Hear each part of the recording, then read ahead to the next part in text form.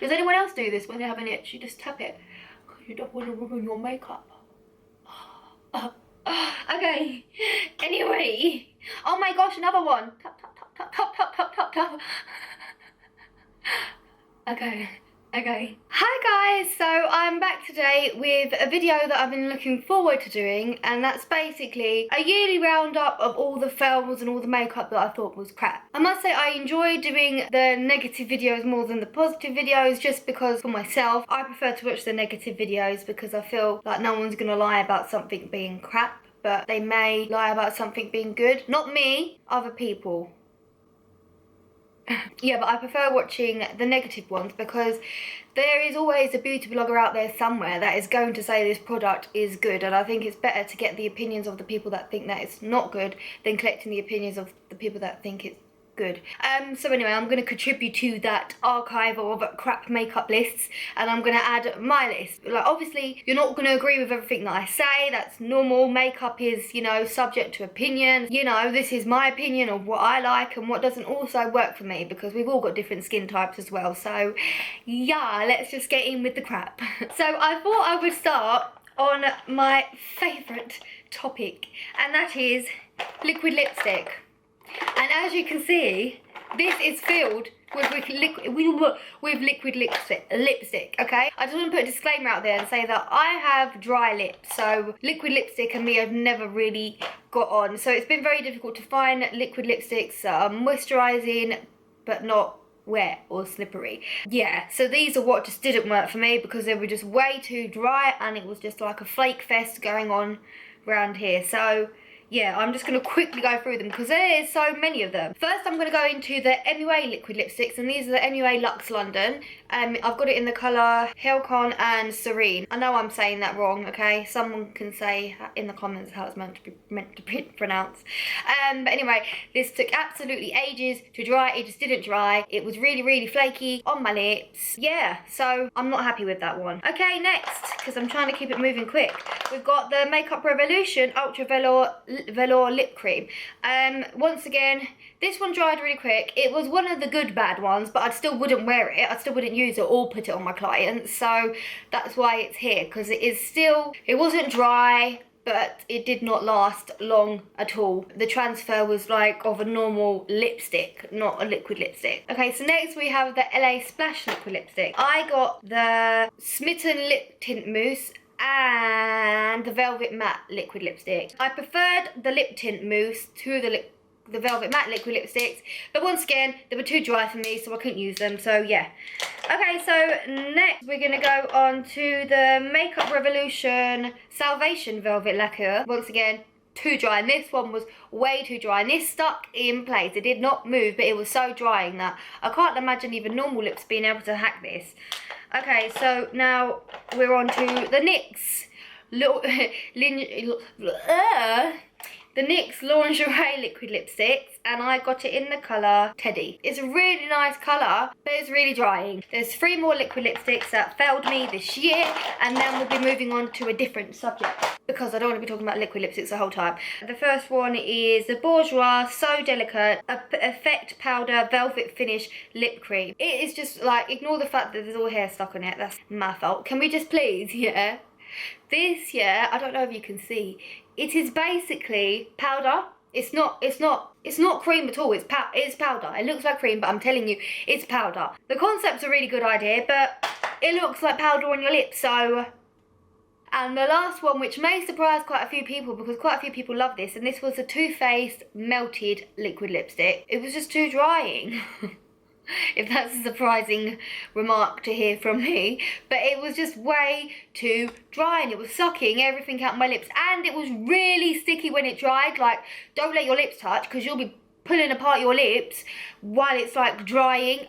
No. So next I'm going to go on to a brush because I've only got one brush. This brush, when I first bought it, I was excited to try it out. It was a new theory or a new technique that you could use, a new type of thing, so I was excited for it. And it's the Sigma 3D HD Kabuki brush. When I first started using it, I really liked it. But after a while, I realised that the coverage it was giving me was so heavy. This is the heaviest coverage I've got with any brush, sponge, anything. I might as well, I don't know, just patted it onto my face. The blending as well was quite difficult. It was very choppy because of the fact that it is a triangular pointed brush. I didn't feel like it really did that job, and it's not something that I haven't used in ages because I'm quite disappointed with it. So yeah, that's why I think it's crap. Next, I'm gonna go on to a foundation this year.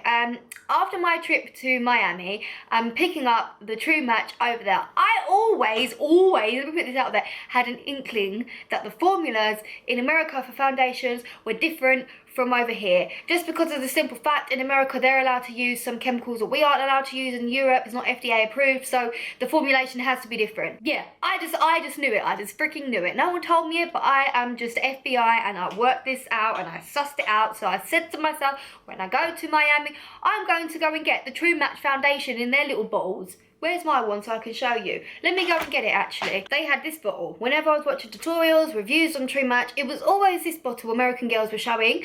Whereas over here, I couldn't find this bottle. Unless they do sell it somewhere and I haven't seen it. But whenever I went into Boots or whatever, I nearly knocked myself out of the foundation. But whenever I went into Boots to buy the foundation, it was always presented in this squirty bottle. So these are meant to be the same foundation. They have the same name. They say they do the same thing, but they're not the same. And I'm telling you now, so don't be fooled, English girls. Don't think because freaking Carly Bybel likes it, it's going to be the same over here, because it's not.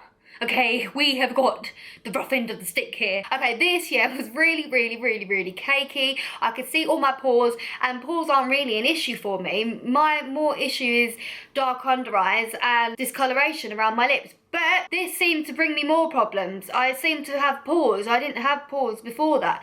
And this really showed them off. I was like, wow, you've just opened my eyes to this whole new pory world on my face that I was not aware of.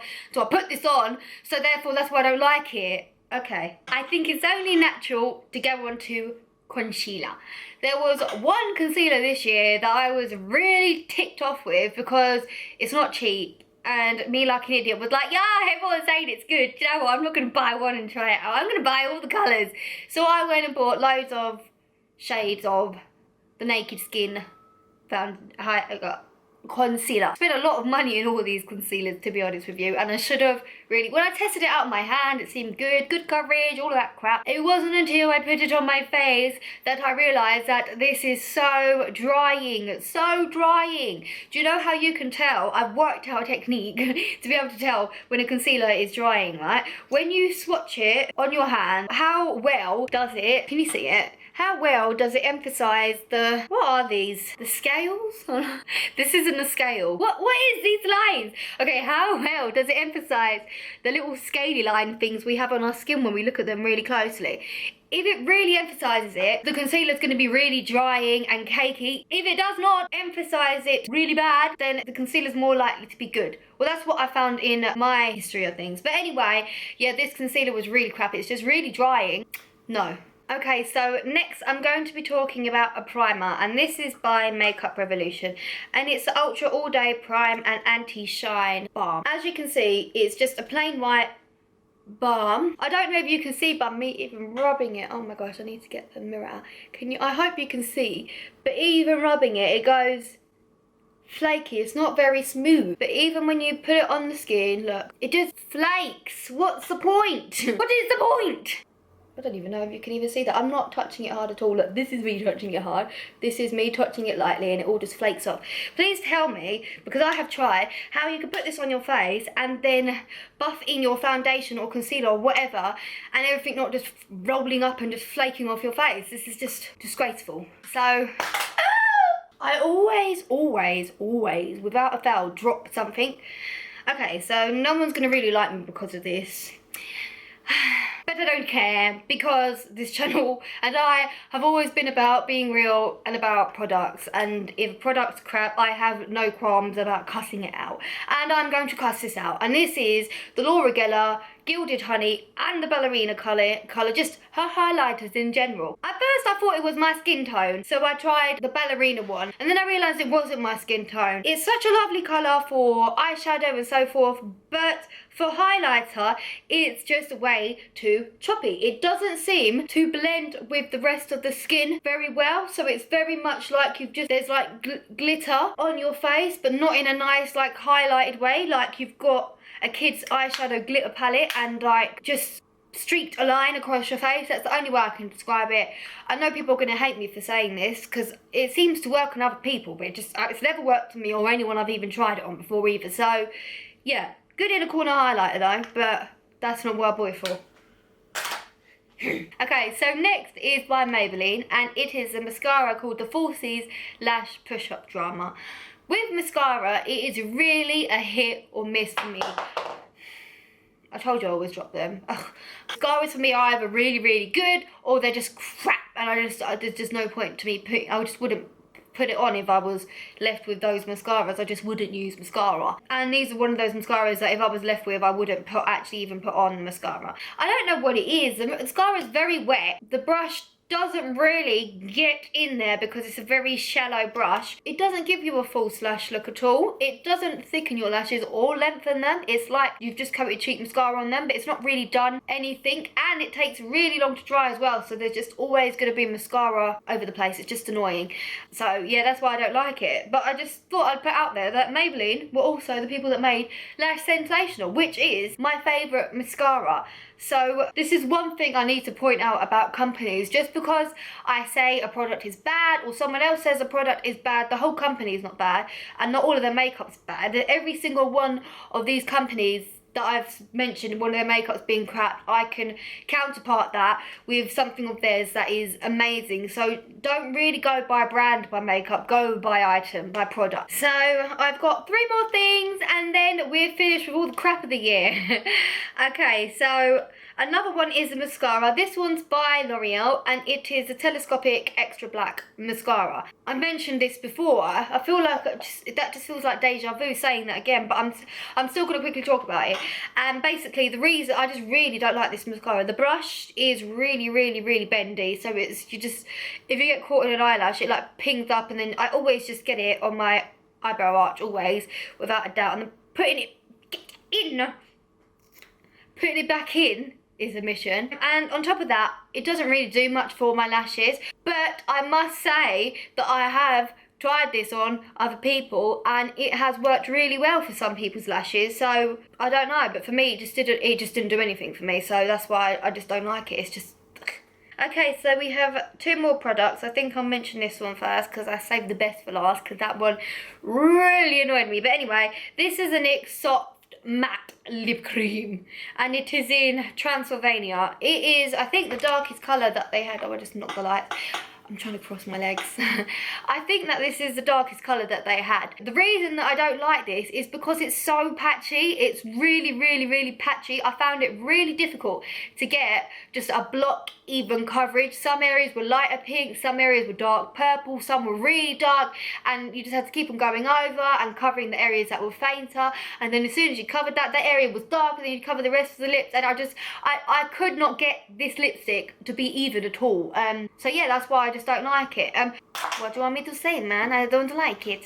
I'm going to delete that because I don't even, what accent was that? I think that may have been an attempt at an Italian accent. I don't know. I can't do accents to save my life. I can't even do my dad's accent, and that's my fudger. But yeah, now I'm the last product. See, this is why I don't like it. See, I told you. Me and this freaking, just get down and stay down, please. Okay, so lastly on my products, I 100% regret buying this year. That was just absolutely terrible. You stop texting me. It's Lauren. Do you want to come with me to get your nails done on Saturday? My treat. Ah! Looks like I'm going to get my nails done on Saturday. Let me Google this now. Marc Jacobs eyeliner gel pencil. Yeah, £20. My last final product that I want to talk about is by Marc Jacobs, and it is their eyeliner pencil. For one, I mentioned it before, but I didn't go into depth before. I feel like this deserves its own little airtime about how crap it is, because I'm actually that disappointed with it. So for one, you can break it.